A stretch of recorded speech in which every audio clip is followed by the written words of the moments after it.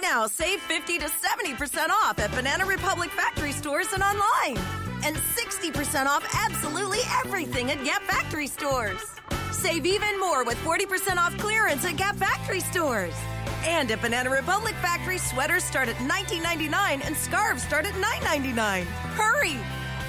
Search our store locator for your nearest Gap factory and Banana Republic factory store, or shop us online. Blog Talk Radio. Welcome to Nonprofit U, a forum where nonprofit stakeholders can share lessons learned and discuss the latest developments in the industry. My name is Valerie, Leonard, your host. I'm a consultant to nonprofits, and I specialize in community and organizational development. I work with nonprofit organizations to help them make a stronger impact to their clients and communities.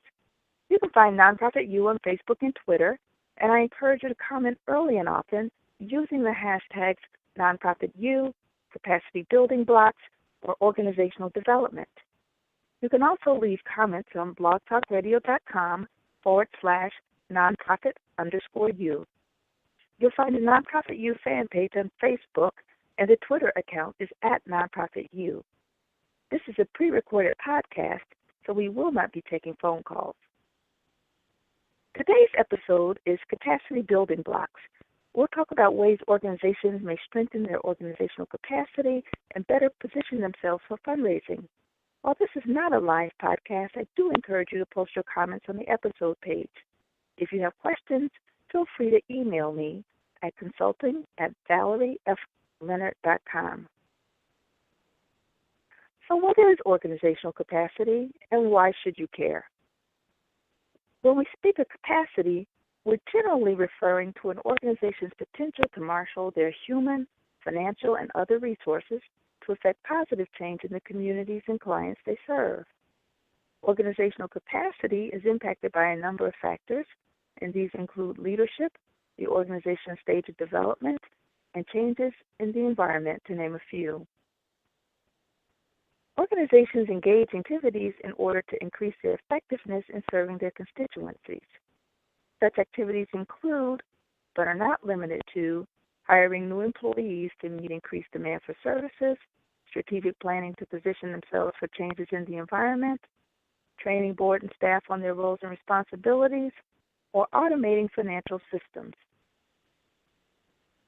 Organizational stakeholders, including board members, management, and funders, tend to focus on 6 major components of organizational capacity.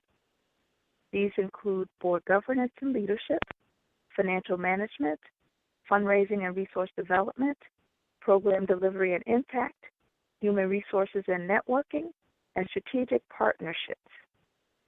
Organizational assessments are used to determine the extent to which these components work together to enhance organizational performance. So, who cares? Your funders care. In the advent of venture philanthropy, we increasingly have seen an environment in which funders are treating their charitable gifts as investments as opposed to donations with very few strings attached. Funders want to get the biggest bang for their buck, and they typically apply principles from venture capital finance and business management to achieve very specific goals and outcomes that are easily measured. Funders may use assessment tools to assess organizations' core capabilities, decide whether or not to fund organizations, or to determine what types of capacity building is necessary to move the organization towards long-term sustainability. Your board members care. In addition to their fiduciary duties of loyalty and care, and when I speak of fiduciary duties, these are duties for the loyalty and care. The duty of loyalty indicates that there should be no conflicts of interest between the board members and the organization. So they should not gain, personally. When we have a duty of loyalty, we're also talking about making sure that there's complete loyalty to the organization. So when we talk about the duty of care, we're talking about making sure that there's no rubber stamps and that every decision that comes before the board should be weighed carefully. Look at the pros and cons. So in addition to their fiduciary duties, board members are responsible for guiding the strategic direction and monitoring the organization to ensure that the organization meets its mission, goals, and objectives in a manner that is impactful to the community. And when I say impactful to the community, I'm talking about bringing about change. Board members may use assessment tools to lay the groundwork for program evaluation, to identify strengths and weaknesses of the organization in preparation for board recruitment, strategic planning, or a board retreat. Again, these are just, examples. Your management and staff care. Management and staff are responsible for the day-to-day operations of the organization and program implementation. They have their fingers on the pulse of the organization and have a vested interest in ensuring that there are systems in place to allow them to maximize productivity and deliver services in the most cost-effective, efficient manner possible. Management and staff may use assessment tools to lay the groundwork for program development and evaluation planning, operations and programs, identify areas for future staff training and professional development, and to prepare for a strategic planning process or a staff retreat. As I said before, organizations tend to assess their capacity over 6 broad areas: board governance, financial management, fundraising, human resources, program management, and networking. Now, if you go to my website, valeriefleonard.com, and you look under organizational capacity or assessing your organizational capacity, you should be able to download an organizational capacity assessment tool. This will help you assess your readiness for fundraising and just in general, make sure you have your systems in place. The area of capacity we want to look at is board governance.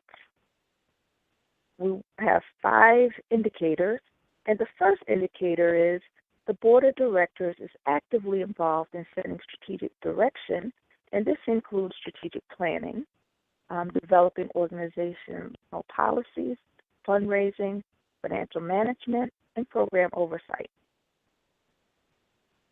The second group of indicators are the organization's bylaws are updated as necessary and are supported by a system of board and management policies and procedures. The bylaws are enforced by the board of directors. The third indicator is the organization maintains key organizational documents in a binder, and these include articles of incorporation, standing, board minutes, bylaws, and board policies and procedures. The fourth indicator or group of indicators are the organization is up to date with all its regulatory filings, and this includes its IRS letter of determination or their tax-exempt letter, statement of change of registered agent and or registered office, and it's really important to keep up to date with who your registered agent is, as well as if you move your registered office. If there's a change in person, who's your registered agent, or a change in your location, which would be your registered office, you need to file with the Secretary of State, and you need to also let the IRS know. You should also maintain exemption for sales taxes. You have to do that every year. Maintain your payroll tax withholding. File Federal Form 990. File the state equivalent, which would be the state AG 990IL in the state of Illinois. File with the Secretary of State the annual report, and make sure that you're registered with the Attorney General's office. And when I say registered, that's Form CO1 or Form CO2. The fifth indicator is the fact that the board of directors has minimized risk to the organization by providing directors and officers insurance, general liability insurance, and self-insurance where necessary. The second category of capacity is financial management. There are also 5 indicators there, and the first indicator of sound financial management practices are the organization maintains an automated accounting system that tracks revenues, and expenditures by grant sources. The second indicator is there's a current financial policies and procedure manual that has been adopted by the board of directors, meaning they voted for it, and it conforms to GAAP, or generally accepted accounting principles. The third indicator, the organization generates statements of revenues and expenses, which is your income statement. They generate statements of financial position, which is the same as your balance sheet, cash flow statement, and bank reconciliations on a monthly basis. The fourth indicator is the organization generates audited financial statements annually. And fifth, the organization can readily generate financial reports that report budgeted revenues and expenses versus actual revenues and expenses for up to 3 years or more. Our third category is fundraising. So organizations that are practicing good fundraising practices and are effective, they tend to have demonstrated their ability and willingness to raise funds from a number of sources: foundations, individuals, and corporations. Another strong indicator of fundraising is there are systems in place to track donors, grants, and contracts, and this includes gift amounts and progress towards goals and objectives. The third indicator is the organization is in compliance with all the terms and conditions of all the grants, contracts, and charitable gifts that it currently has.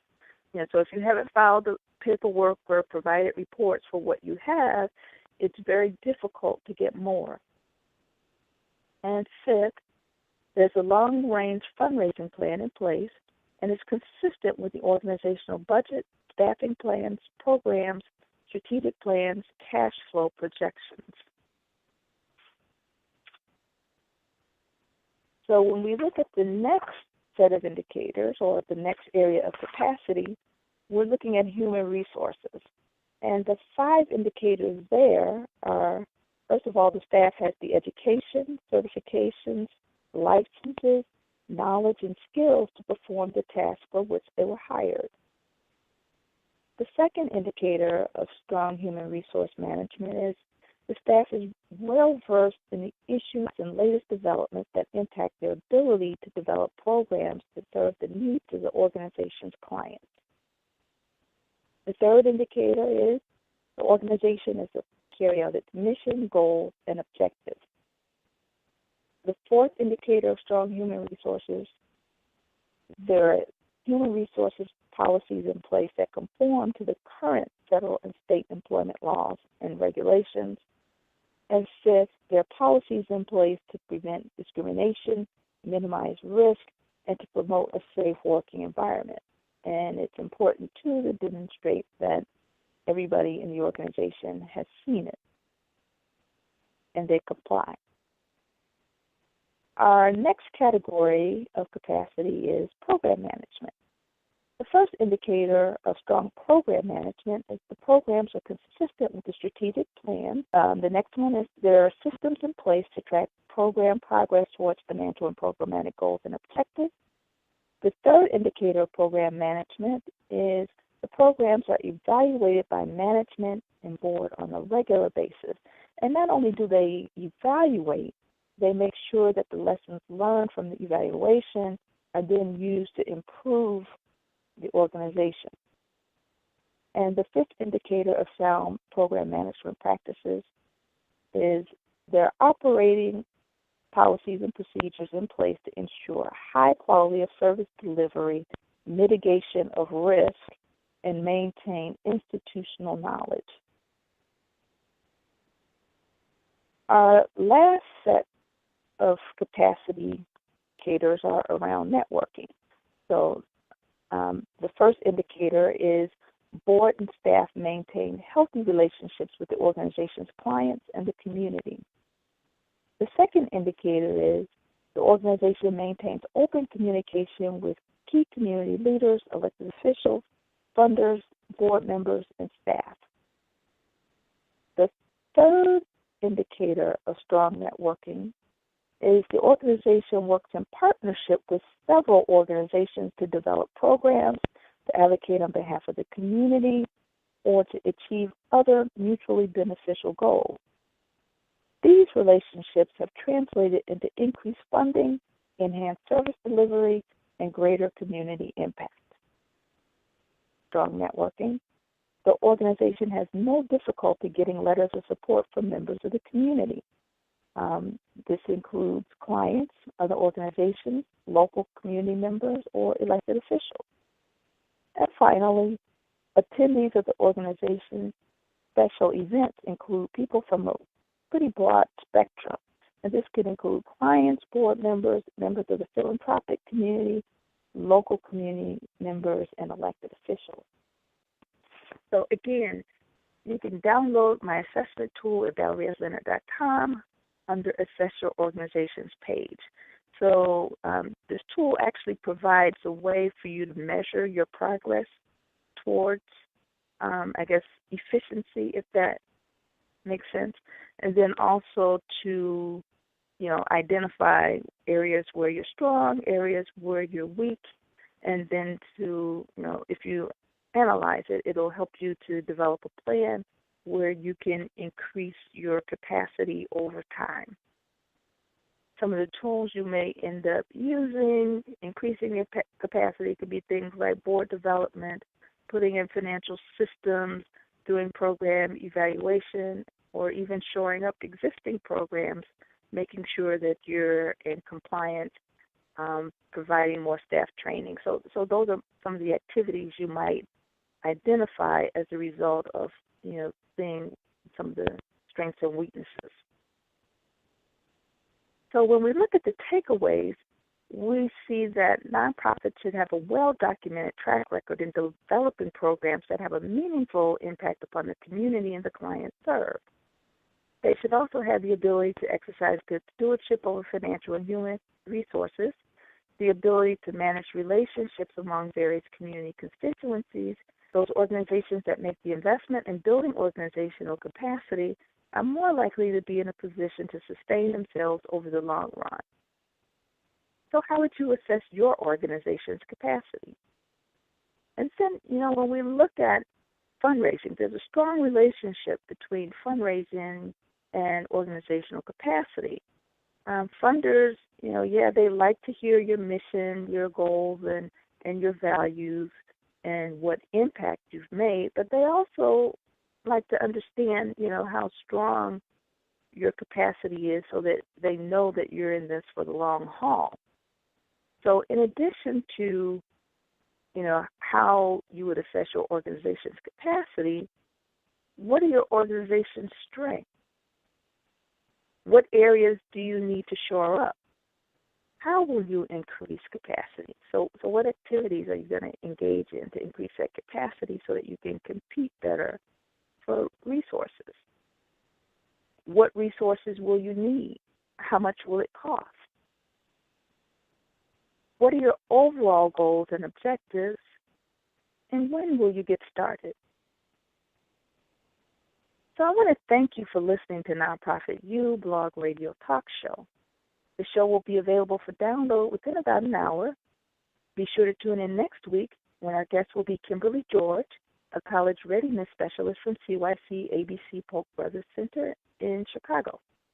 She'll share an overview of her program and strategies parents and teachers may use to prepare their children for college, and I look forward to a lively discussion.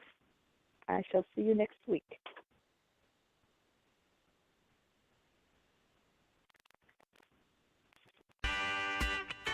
Right now, save 50 to 70% off at Banana Republic factory stores and online. And 60% off absolutely everything at Gap factory stores. Save even more with 40% off clearance at Gap factory stores. And at Banana Republic factory, sweaters start at $19.99 and scarves start at $9.99. Hurry! Search our store locator for your nearest Gap factory and Banana Republic factory store, or shop us online. Right now, save 50 to 70% off at Banana Republic factory stores and online. And 60% off absolutely everything at Gap factory stores. Save even more with 40% off clearance at Gap Factory stores. And at Banana Republic Factory, sweaters start at $19.99 and scarves start at $9.99. Hurry! Search our store locator for your nearest Gap Factory and Banana Republic Factory store or shop us online.